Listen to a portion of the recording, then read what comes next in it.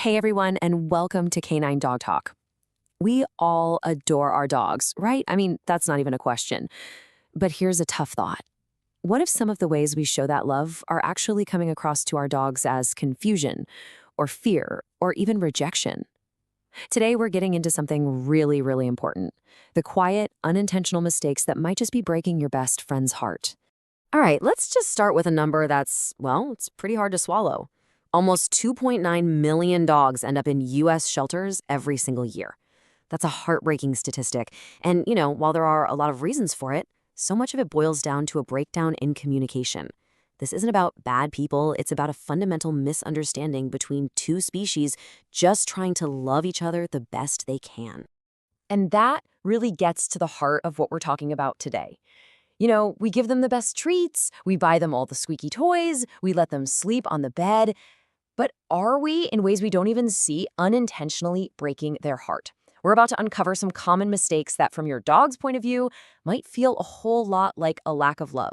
So here's how we're going to break it all down. First, we'll tackle that core misunderstanding in how we communicate. Then, we'll look at how our affection can get all mixed up. We'll dive into what a dog really needs, then talk about rebuilding that bond, and finally, how you can start fresh literally today. Okay, so let's jump right into our first section, and this is really the foundation of your whole relationship. As humans, we think of love as affection, hugs, kisses, little treats. But for a dog, the deepest, most profound form of love you can offer is something totally different. It's consistency. It's predictability. So think about it like this. Imagine you have a boss who thinks it's hilarious when you're late on Monday, but then on Tuesday, for the exact same thing, they scream at you. You'd be walking on eggshells, right? A total nervous wreck.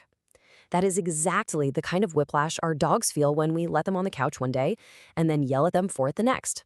To them, we're not being flexible, we're being erratic. And an erratic leader is a scary leader. So what's the fix? Well, it's pretty simple, but it's so powerful. Stability is love for a dog. When you decide on the rules, whatever they are, and you stick to them calmly every single time, you're sending this incredibly clear message. You're telling your dog, hey, don't worry, I've got this. You are safe because I am in control and the world makes sense. That feeling of security, that is the ultimate I love you in dog language. All right, moving on. This next part is where things get, well, a little lost in translation. This is where our best intentions can get seriously confused. Because at the end of the day, we're primates, they're canines, and how we say I love you can be worlds apart. Okay, let's talk about hugs. For us humans, right, a hug is everything. It's comfort, it's love. But in the canine world, wrapping your arms around another animal and squeezing is a display of dominance. It's restricting. Many dogs feel trapped. You gotta watch for the signs, that whale eye, where you see the whites, the ears pinned back, that tight, closed mouth. They put up with it because they love us, but that doesn't mean they enjoy it.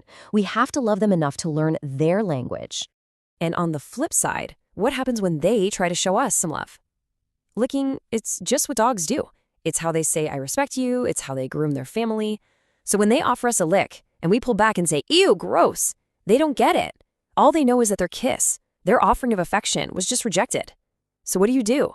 Instead of shoving them away, just gently offer your hand. Acknowledge the gesture. All right, for our third section, we've got to dive deep into a dog's world on their terms. It's about remembering who they are at their core. They are den animals, they are pack animals, and they see the world through their nose. If we forget that, we make some really big mistakes. Let's talk about the crate.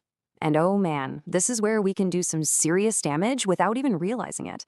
A dog's crate is supposed to be their den, their private sanctuary, their safe space. The second you use it as a punishment, shoving them in there because you're mad, you have poisoned that space. You've literally turned their safe space, their bedroom, into a prison. And that creates this deep, profound anxiety. And then there's the walk. A lot of people think, oh, I have a backyard, that's enough. But it's not. Not even close. For a dog, a walk is a sensory adventure. They're reading the news. They're checking their P-mail, as the source material cleverly puts it. It's their social media. Taking that away from them is like putting us in a room with no internet and no books. It leads to boredom, and that can lead to depression. Okay, picture this. You're out in public, your dog is going nuts, they're overstimulated, and you start yelling at them. All you're doing is adding more chaos to their already overloaded brain. You're shattering their trust in you as their protector. The bottom line is you need to be their protector, not their prosecutor, especially when they're scared. Just calmly get them out of there. Training happens at home, not in the middle of a meltdown. Okay, so we've talked a lot about what not to do. Let's switch gears a bit. This section is all about the positive, proactive things we can do. And the single most important thing to remember here is that our dogs crave our presence, way more than any presents we could ever buy them. And wow, this one probably hits a little too close to home for a lot of us. Your dog has waited all day for you. You walk through that door and you're there physically. But emotionally, you're a million miles away, lost in your phone, scrolling through emails, watching TV. To your dog, it feels like you're ignoring them. They feel invisible. Just 15 minutes of totally unplugged, dedicated time with them can absolutely change their entire world. There's a quote in the source material for this that I just absolutely love. It says that verbal praise is a paycheck for their soul. Think about that. We are so fast to jump on the no and the stop that, but how often do we catch them just being good, lying quietly on their bed? That's amazing. Praise them for it. A dog who feels like they're doing a good job is a happy, confident dog, so be generous with that praise. This is a big one. Affection has to go both ways. Think about it. How many times do we just grab our dog for a cuddle because we need it, like they're a living teddy bear? But what about when they come to us and ask for affection? Do we stop what we're doing? And, just as important, when they get up and walk away, do we respect their need for space? When we do, we're showing them we see them as a partner, not a toy. And that brings us to our last section. And honestly, this is the best part because it's all about hope. The most incredible, beautiful thing about dogs is their capacity to forgive and to live completely and totally in the now.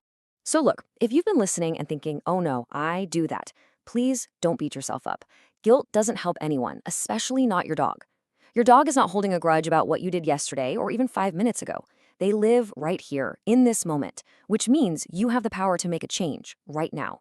And this right here is probably the most important thing to remember from this whole explainer.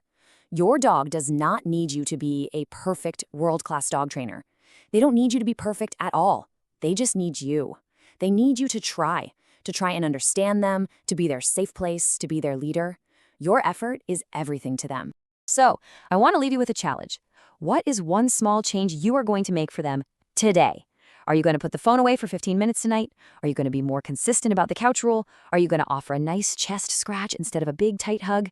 Just pick one thing and start today, right now.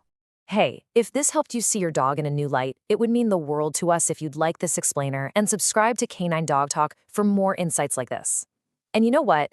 As a little promise to them, go down to the comments and just type your dog's name. Let's fill this whole space with the names of the dogs we promise to love just a little bit better, starting today. Thanks for watching.